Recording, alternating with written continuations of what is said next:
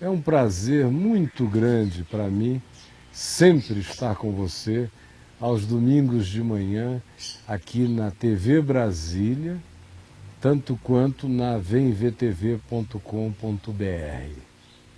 Hoje é o domingo dia 3 de outubro, domingo de eleição, um domingo extremamente espiritual, importante, mais do que os domingos da Semana Santa, que são só presépio.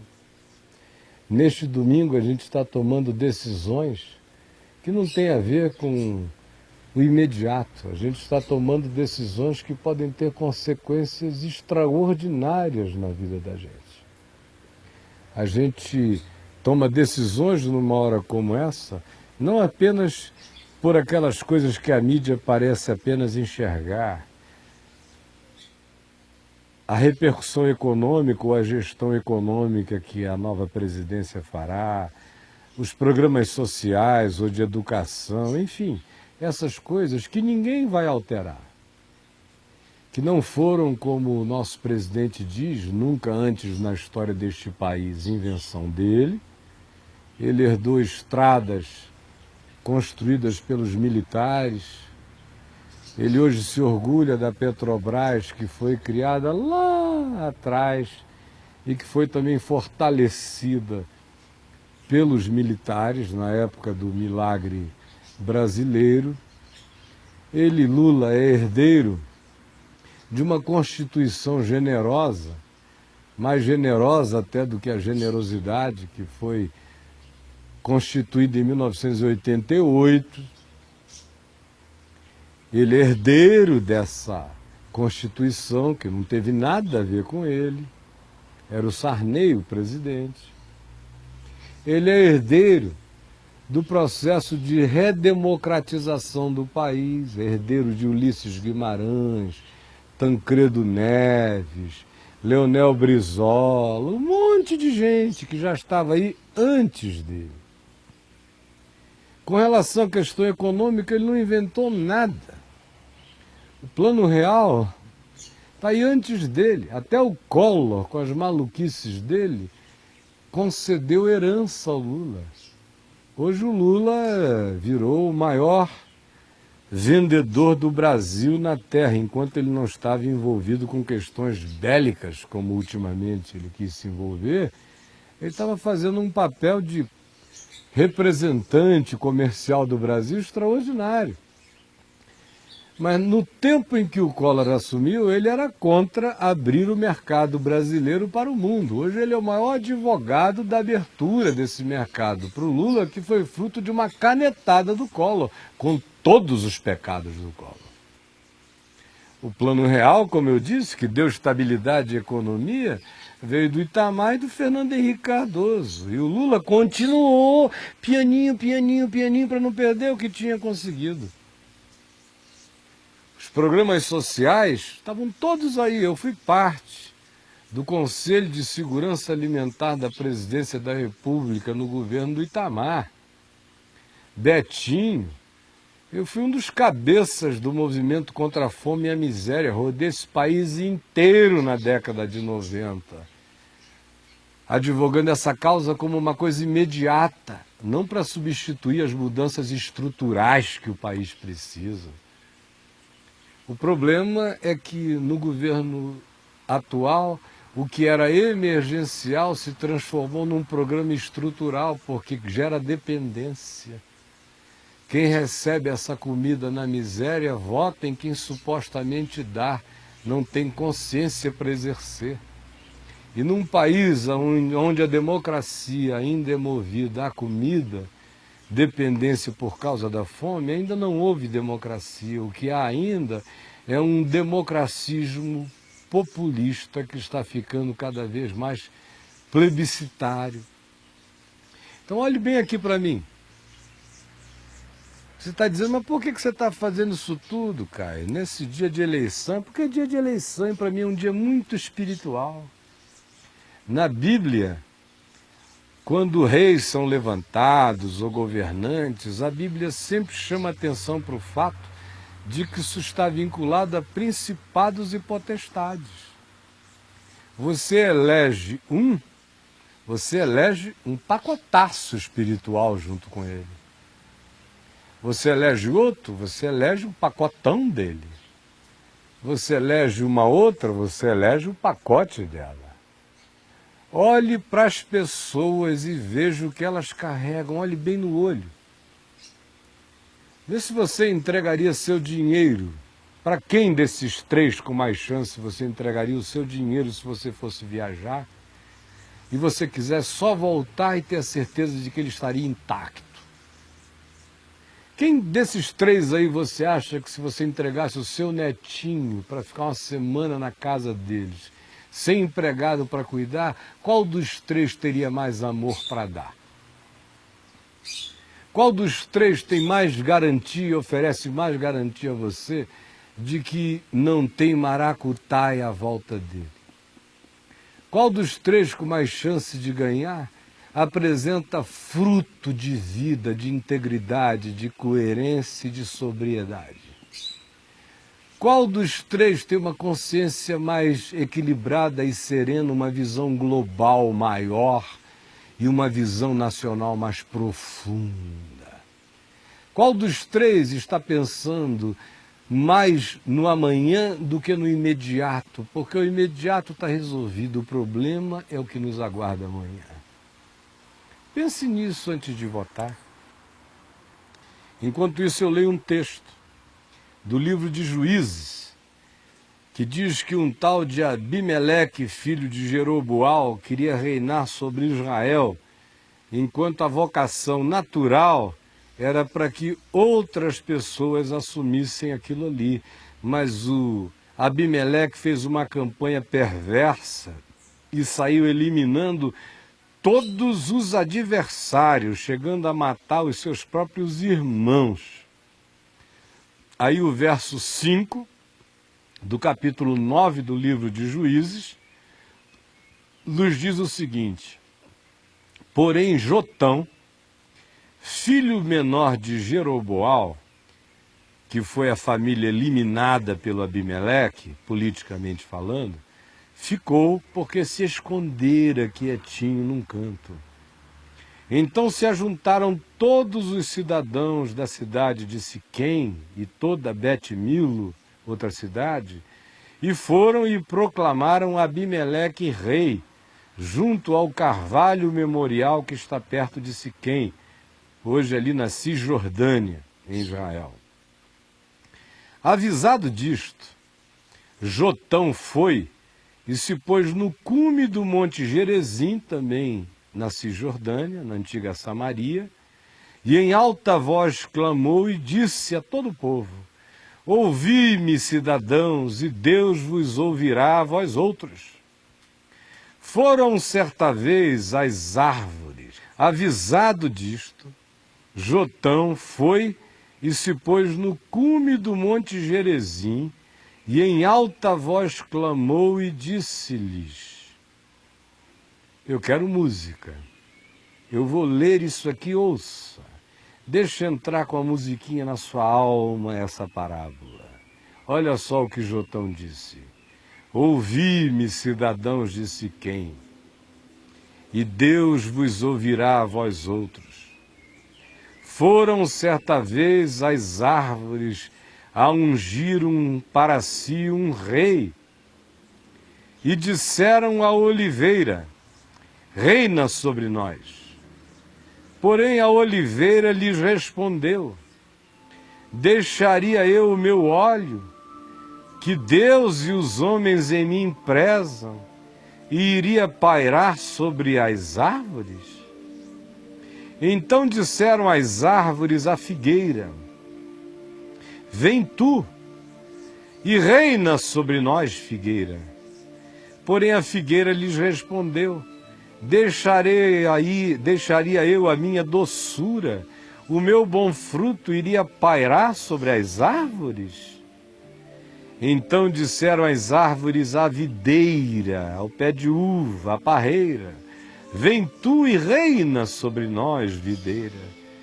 Porém a videira lhes respondeu: deixaria eu o meu vinho que agrada a Deus e aos homens e iria pairar sobre as árvores?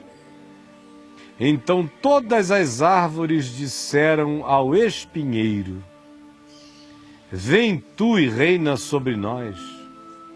Respondeu o espinheiro às árvores: se deveras me ungis rei sobre vós, vinde, refugiai debaixo da minha sombra, sombra de espinheiro, veja só. Mas se não, saia fogo do espinheiro que consuma os cedros do Líbano.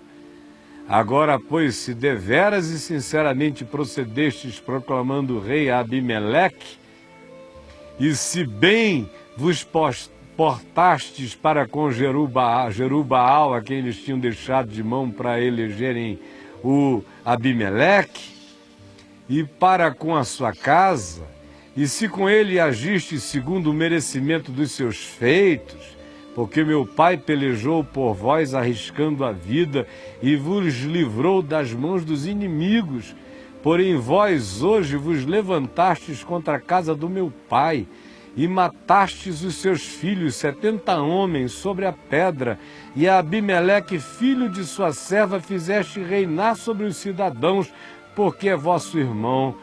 Pois se deveras e sinceramente procedestes para com meu pai e para com a sua casa hoje, alegrai-vos com o meu pai, e também ele se alegre convosco. Mas se não, saia fogo de Abimeleque e consuma os cidadãos de Siquém de Bet-Milo, e saia fogo dos cidadãos de Siquém de Bet-Milo e consuma Abimeleque. E fugiu logo Jotão e foi-se para Beer, e ali habitou por temer habitar junto com seu irmão Abimeleque, que queria matá-lo. Isso aqui é um irmão dizendo acerca de outro irmão: olha, meu irmão é um pé de espinheiro. Vocês estão convidando ele para reinar, mas ele é um espinheiro. Aqui nesse apólogo, o que acontece é o seguinte: eles pedem a oliveira: oliveira, vem reinar sobre nós. E a oliveira diz: mas eu deixaria o meu óleo para ir me ocupar dessa tarefa difícil? Aí as árvores foram e pediram a videira: videira, reina sobre nós. Mas a videira disse: eu iria deixar o meu vinho, que alegra a Deus e os homens, para me entregar essa tarefa tão penosa. E assim eles foram, pedindo ajuda às árvores doces, sem espinho, a videira, a figueira, a macieira, a todas essas árvores boas, mas elas disseram não. E o espinheiro disse: eu estou aqui, marketing nele, sou eu o cara, eu estou aqui. Entre nós é diferente. Na realidade, o cenário político brasileiro é esse. Só tem espinheiro quase naquele Senado e naquele Congresso, porque gente boa não se oferece para ir para lá, infelizmente. A oliveira, a figueira, a macieira dizem não, aquele lugar de bandido, e vão entregando o Senado aos bandidos, o Congresso aos bandidos e até a presidência aos ambíguos. Entre nós, todavia, hoje, o cenário se inverteu. É claro que o espinheiro sempre vai querer reinar. É uma obsessão dele. Lá em Israel, só o espinheiro queria reinar naqueles dias e gente boa estava fugindo. Agora, no Brasil de hoje, a gente tem, pela primeira vez talvez na história, uma eleição presidencial com alternativa. Por exemplo, em 89 eu estava encurralado, era o pé de mandacaru contra o espinheiro. Em 94 eu votei numa direção por discordar em parte da outra, mas meu coração não estava sossegado. Em 98 aconteceu aquela desgraça do dossiê Caivan e os implicados interessados que me puseram naquela desgraça na cara de quem eu digo a hora que eles quiserem, todos um bando de mentirosos, porque o interesse era deles e me deixaram nu com a mão no bolso, quando eu o tempo todo dizia que não queria saber daquilo, já sabia da presunção daquela história há um ano, não tinha contado nem para familiares. Quando eles descobriram, ficaram no meu pé. Depois foram dar uma de éticos, dizendo que sabiam e não queriam. Mentira! Eu digo em rede mundial de televisão, para quem quer que queira, mentirosos. Hoje, no entanto, a gente tem alternativa, tem gente boa de Deus. Tem macieira, tem figueira, tem oliveira. Tem com quem se preocupe também com o mundo, com o clima, com o meio ambiente, com energia limpa. Tem gente íntegra que não se preocupa com ficha limpa porque anda em retidão. Tem gente que, de fato, caminha no temor de Deus, no amor pelos homens e ao próximo. Gente que tem convicção de fé, mas não faz da fé uma ideologia. Gente que confessa Deus no coração, mas não transforma Deus num tema político. Enfim, você decida. Os próximos 4 anos vão ser decisivos. Não é aqui dentro do Brasil que hoje está o problema. Nosso problema está nas alianças que nós estamos começando a fazer contra a alma, contra a história e contra o sentido da existência brasileira no resto do mundo. O Brasil, que podia ser um Canadá de graça, degelado de alegria, que podia ser uma Suíça de bondades, de esportividade, que podia ser um país de paz no mundo, de graça, de fartura, está querendo se meter nos buracos do inferno. Associações armadinejadianas, farquianas, hugo-chavianas, eu só vejo a gente internacionalmente entrando em quadrilhas de morte. Os próximos 4 anos serão horríveis no planeta. Quando você for eleger alguém, se pergunte se você quer que o Brasil coloque mais lenha na fogueira da terra ou se você quer eleger alguém para desmobilizar o urânio enriquecido no Irã e nas porcarias dos corações que só pensam em morte e em ditadura.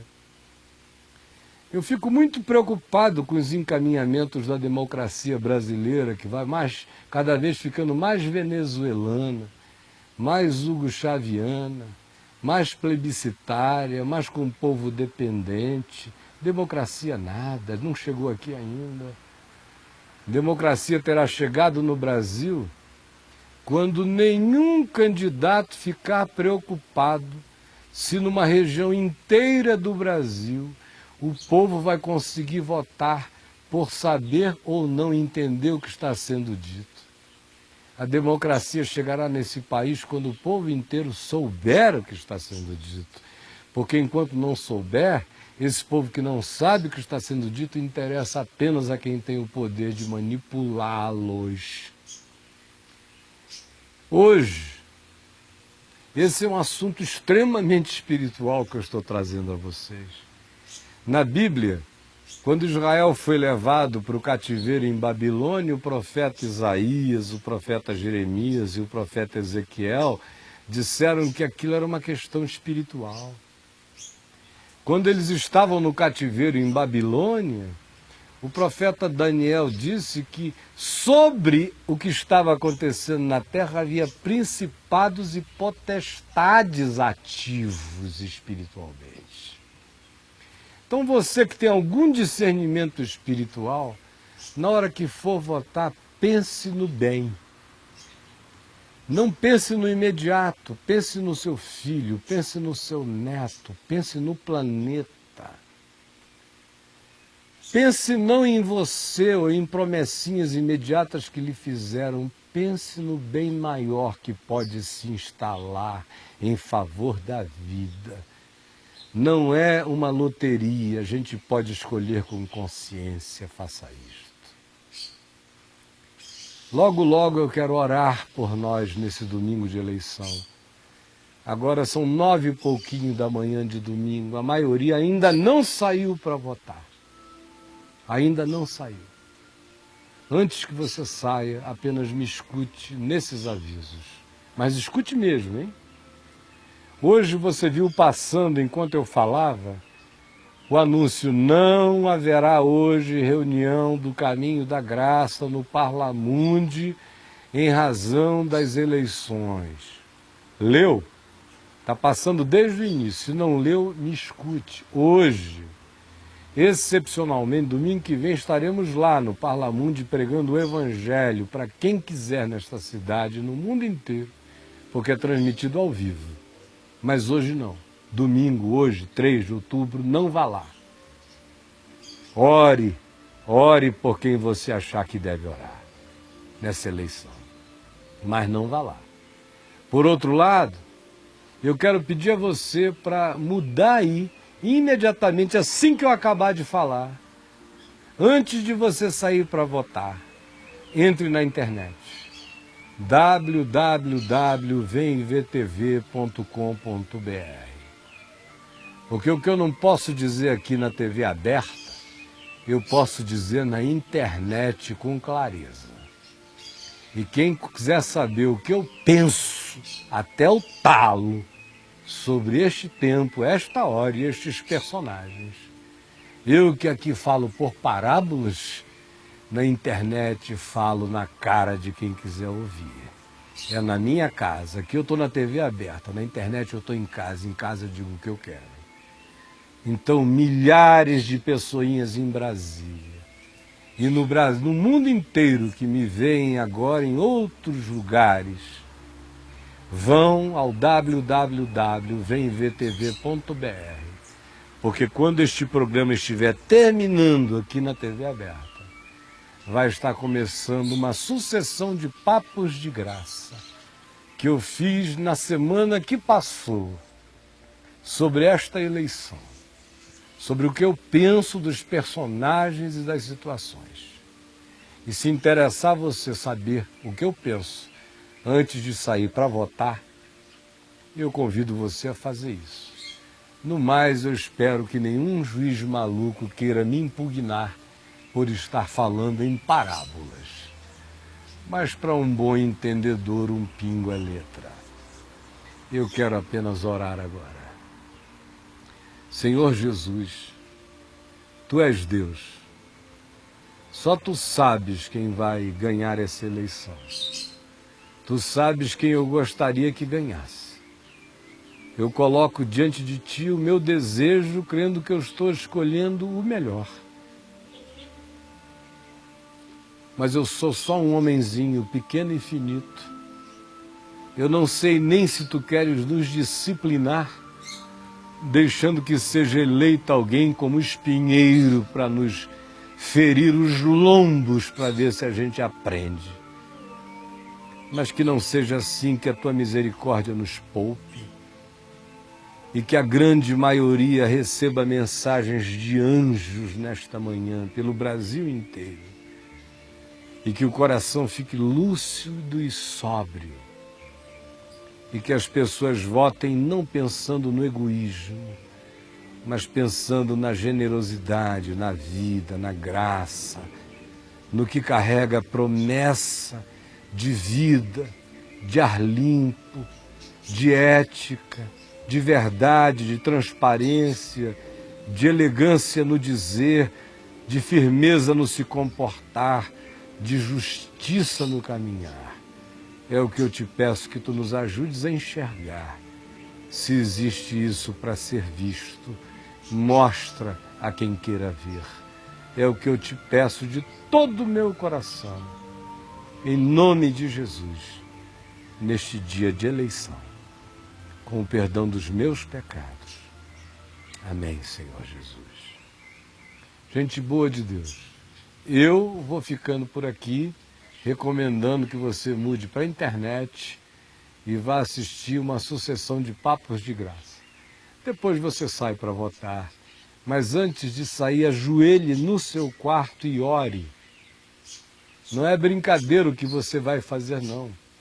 é uma decisão que tem implicações no Brasil e hoje no mundo inteiro. O Brasil deixou de ser o país só dos brasileiros e passou a ser um personagem mundial. Veja lá o que você quer fazer da nossa condição nacional. Escolha certo e nós vamos ser príncipes de paz no mundo. Escolha errado e nós vamos nos aquadrilhar com os bandidos da terra. O resto é com você. O que eu tinha de dizer, eu disse. Quem tem ouvidos para ouvir, ouça. Que Deus nos ilumine. Bye, bye.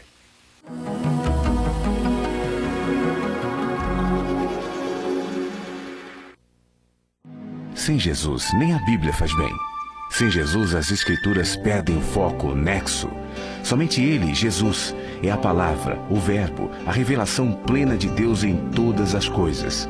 A Bíblia é o livro, a Escritura é o texto, a palavra é. A editora Prólogos acaba de lançar uma edição do Novo Testamento com texto de introdução e apêndice escritos pelo pastor Caio Fábio. Adquira seu exemplar ligando 6134834276 ou mandando um e-mail para editoraprólogos@caiofabio.net. É somente na graça que a leitura da Bíblia tem a palavra para o coração humano. Sem a iluminação do Espírito, a Bíblia é apenas o mais fascinante de todos os best-sellers. Novo Testamento com texto de introdução e apêndice escritos pelo pastor Caio Fábio. Mais um lançamento, Editora Prólogos. Graça, redenção, liberdade, paz, vida, perdão. Acesse o site www.caiofabio.net. Aprofunde sua consciência no Evangelho.